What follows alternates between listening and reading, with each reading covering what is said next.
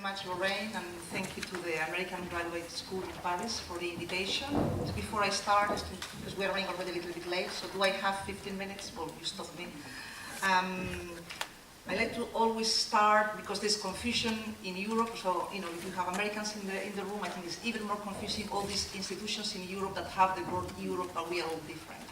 So just allow me just a couple of minutes to say that the Council of Europe is, or maybe rather what it's not. So we are not an EU institution, but we are a European-wide institution. I always say that there is a lot of Europe outside the EU. So it's also a regional intergovernmental organization. We have 47 countries in Europe, say from Iceland to Russia, so you have a geographical idea, including the EU 28.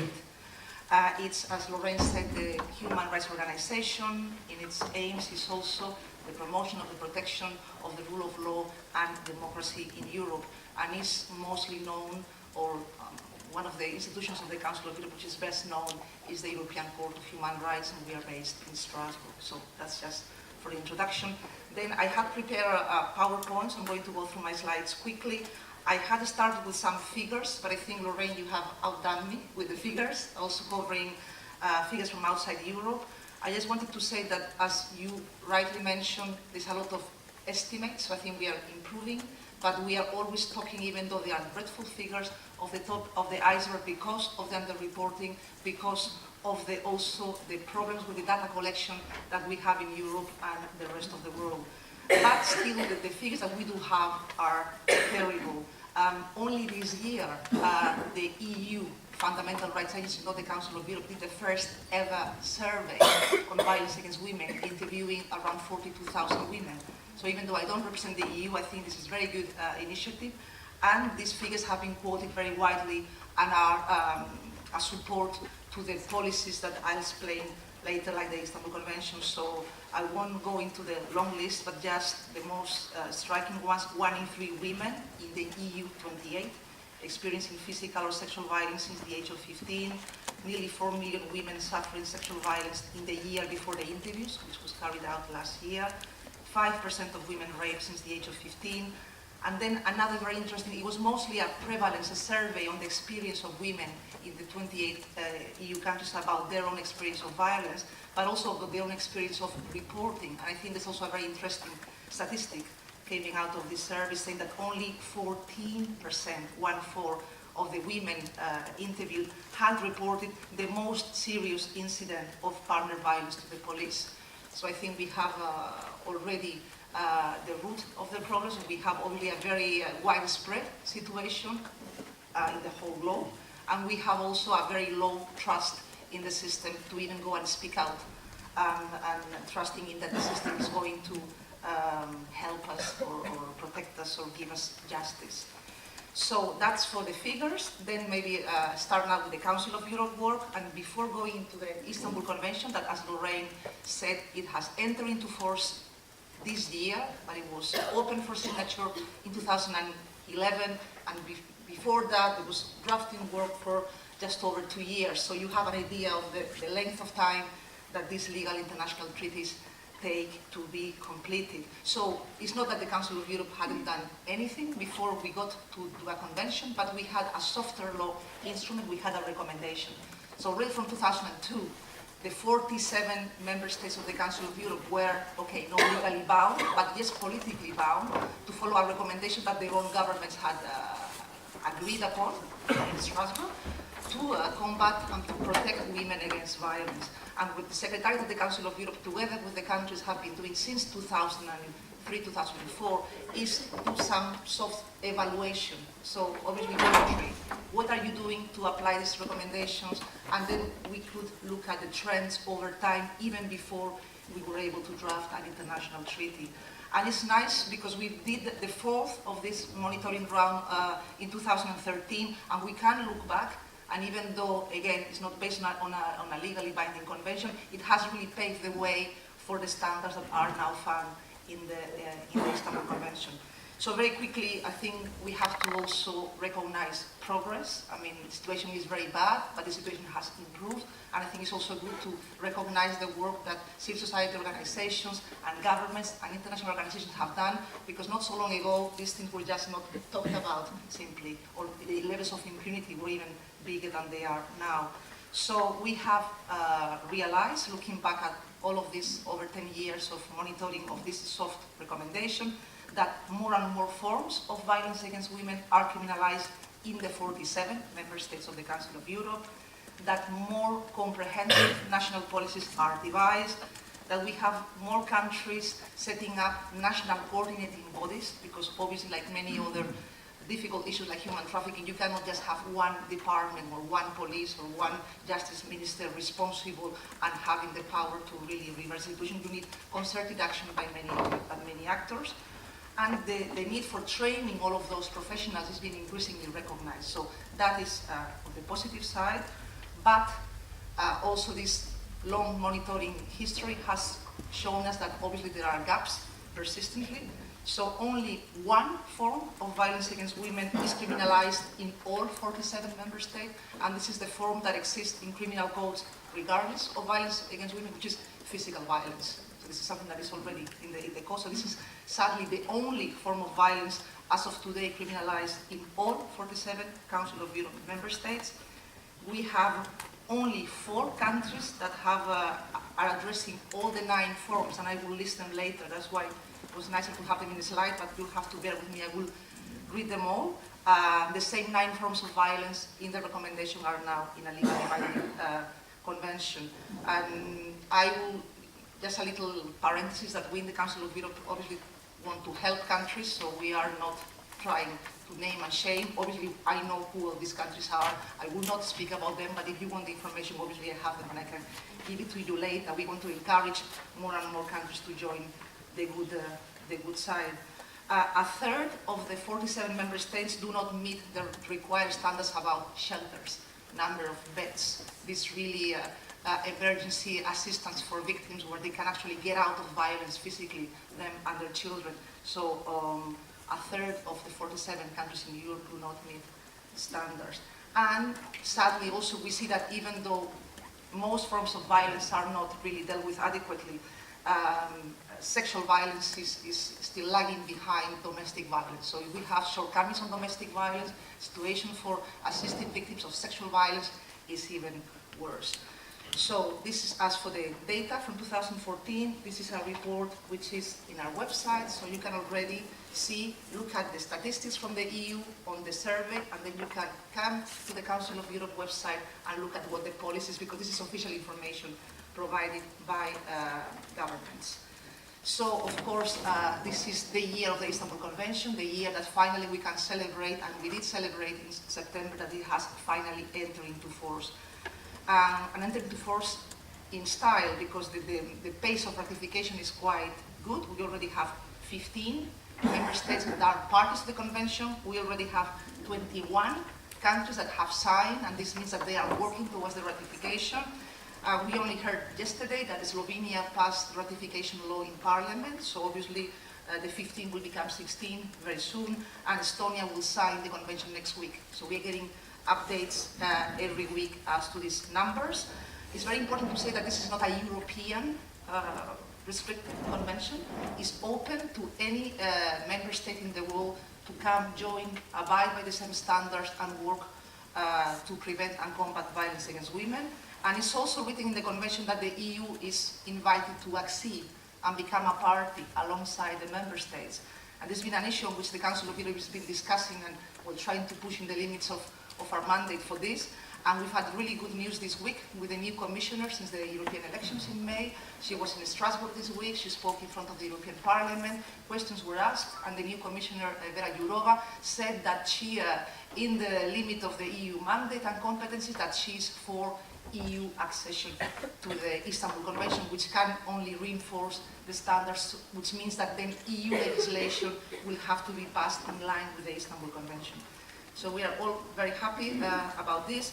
And why is this such an important convention, and not just because I come from the Council of Europe to tell you. So it's the first time that in a legally binding treaty, violence against women is recognized as a human rights violation. So we are not only, even though criminal law is very important, but it's not only a crime is recognized as a human rights violation and as a form of discrimination against women. And these unequal power relations between men and women, this situation of discrimination and stereotypes towards women is at the core of the convention. The whole convention needs to be applied with a gender approach. Not all of the convention is just for women, as in the domestic violence context, as Lorraine mentioned, also countries can apply the provisions of the convention to other members of the family, be children or elderly, or men that can also be victims of domestic violence.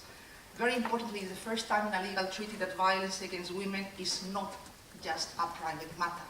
And this, again, may be so obvious to many of you, many countries. This is still a hurdle, still a battle, still many police or many judicial systems are considering this private business. Go back to your husband, make amends. This is none of our business. But this is the Istanbul Convention, this legal treaty says, no, this is state responsibility. There are obligations for countries. And this is not just something that the convention created on its own. The convention already codified a lot of issues that had come from other conventions in the world, like the Inter-American Convention against violence against women. It codified case law from the European Court on Human Rights that had already, before the convention, been saying, for instance, that rape had to take account of the consent element and not just be based on force. So this was then put into articles of the Istanbul Convention and made a legally binding obligation, but we were not the ones who invented it. This was already out there in other bodies. And another really important element of the convention that is really putting the victim at its core. What are the needs of victims? There should be not just what authorities think that the victims need, but really what are the risks and what are the security needs and what are the specialized services that victims need have to be taken into account. Of course, I'm telling you all the theory framework on which we would like all countries to abide, but right now we don't have, from now on, we don't just have a recommendation soft law instrument to follow up, we have international legal obligations, and that is the strength of this treaty. I told you before I was going to list you all the forms of violence, so you have an idea of the breadth of the scope of this convention. So domestic violence, I already mentioned, psychological violence, stalking, physical violence, sexual violence, including rape, forced marriage, female genital mutilation, as Lorraine mentioned, forced abortion, forced sterilization, and sexual harassment. So, and now you understand better why many countries don't have all of these forms in the criminal codes yet. But an obligation of this convention is that they should be there. So that's why also many countries have signed the convention and are taking time to ratify, because in certain legal systems, countries need to have already all their legislation in place before they do the formal ratification, and it's not the case for all countries. But many, such as the UK, there's no blockage. There's actually a political will to ratify. It's just they are doing all of their homework to put the legal framework in line with the convention before they can do so. I knew FGM was an important topic of this convention, so I just wanted to say that, of course, there's a specific article, Article 38, asking countries to ensure that FGM is criminalized, that also is prevented, and the victims are protected.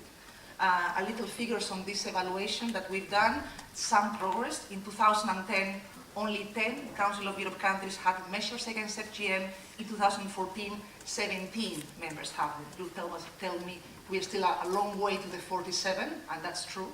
But at least there's been some progress, and we hope that now with the ratification and the implementation of the convention, these measures will be adopted like in the case of France.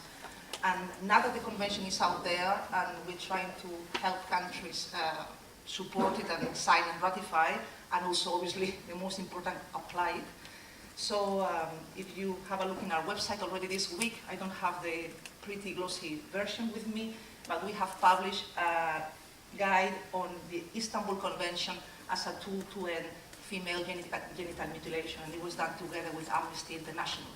So it's a practical guide explaining how to apply the convention to this specific form of violence against women, and with some examples about countries that are already having measures to combating it. Again, I don't have time to go in detail, but just to say that this is a very comprehensive, this is something on which we take pride, that this convention is holistic, or all these nice words that we'll say now.